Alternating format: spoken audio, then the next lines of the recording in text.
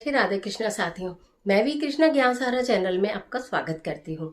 कैसे हैं आप? आपके अच्छे स्वास्थ्य और सुखद जीवन की मंगल कामना करती हूँ। आपके अपने इष्ट देवों को कोटि कोटि नमन करते हुए, बड़ों को प्रणाम करते हुए वीडियो प्रारंभ करते हैं। साथियों, कार्तिक मास की ढेर सारी शुभकामनाएं।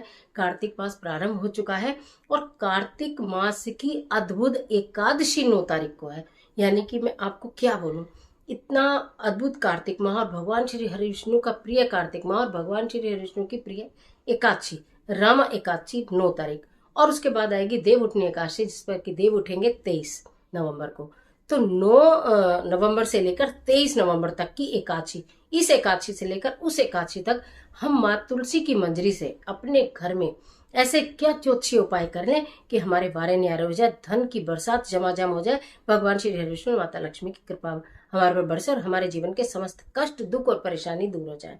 आज की वीडियो में ऐसी जानकारी लेकर मैं आपके बीच में, चलिए झटपट वीडियो प्रारंभ कर लेते हैं। लेकिन उससे पहले चैनल पर नए आए हैं तो चैनल को सब्सक्राइब कर लीजिएगा और बेल का आइकन का बटन भी प्रेस करिएगा, जिससे कि आपको सारी वीडियोस का नोटिफिकेशन मिले सबसे पहले।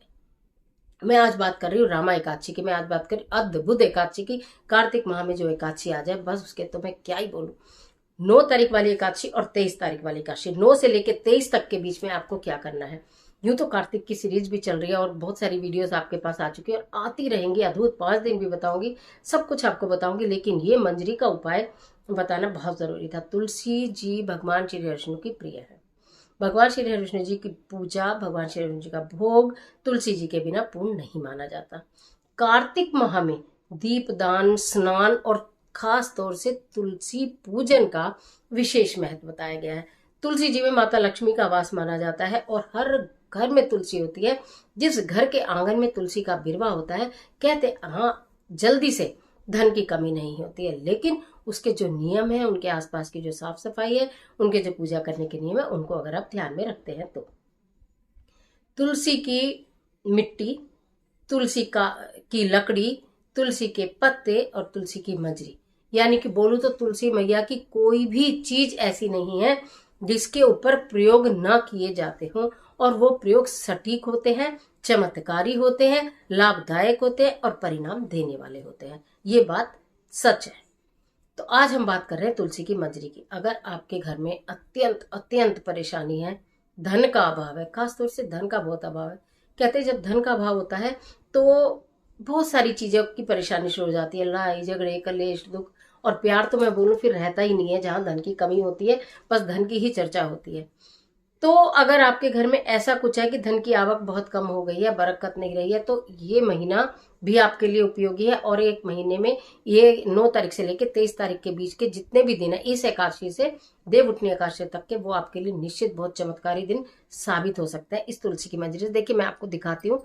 तुलसी की मंजरी आपके घर में तुलसी जो है उनमें लगी हुई है और तुलसी की मंजरी को आपको कभी भी फेंकना नहीं चाहिए। तुलसी की मंजरी तुलसी जी पर समय समय पर हटाते रहना चाहिए, क्योंकि ये जो तुलसी की मंजरी होती है, ये तुलसी मैया जी के ऊपर कर्ज होता है, बोझ होता है।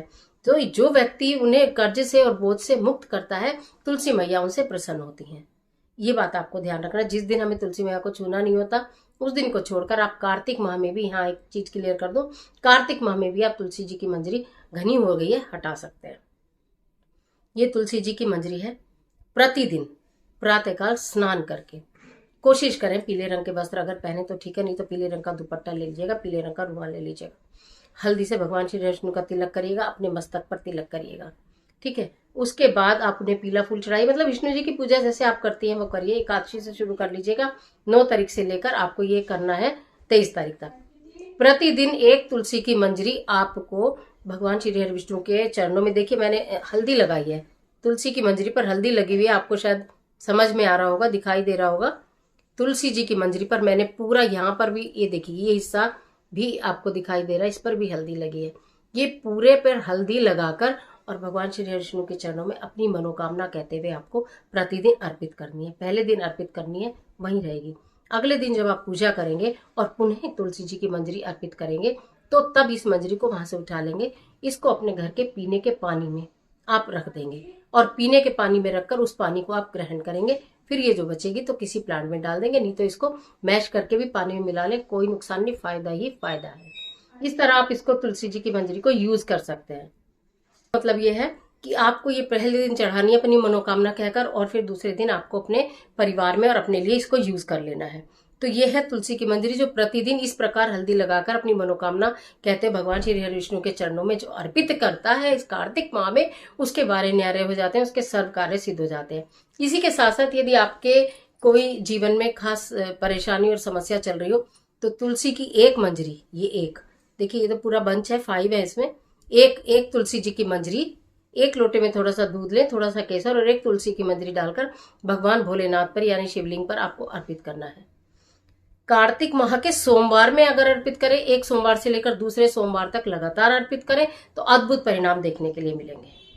कार्तिक माह में ये जो मंजरी है आप एक कार्य ये भी कर सकते हैं कि कुछ तो आपने जैसे मंजरी का बंच चढ़ाया, कुछ तो आपने पानी पी लिया, बाकी जो मंजरी बची हुई है उसको एक गंगाजल और जल में थोड़ी सी हल्दी डालकर एकत्रित करते जाइए, उसका स्प्रे बन जाएगा, उसे आप पूरे घर के अंदर उसका छिड़काव कीजिए, सारे घर से नेगेटिविटी दूर हो जाएगी, पॉजिटिविटी आएगी, माता लक्ष्मी का आगमन होगा। ये तुलसी की मंजरी के अद्भुत उपाय थे जो आपको इस एकादशी से लेकर अगली एकादशी तक करने, यानी कि 9 से लेकर 23 तारीख तक जितने भी दिन आपको मिले उतने दिन कर लीजिएगा। अगर आपको ऐसा लगता है पीरियड है, सूतक है, पातक है, इस एकादशी से नहीं प्रारंभ कर सकते तो गुरुवार से प्रारंभ कर लीजिए, या आप फ्री हो जाए तब कर लीजिए। कहने का मतलब है कर लीजिएगा जब भी आपको समय मिले, जितना भी मिले। प्रातः काल करें तो बहुत अच्छा, प्रातः काल नहीं मिले तो सायकाल कर ले, पर कर ले घर के ही मंदिर में करना। ओम नमो भगवते वासुदेवाय मंत्र की एक माला का जाप करना बिल्कुल मत भूलिएगा।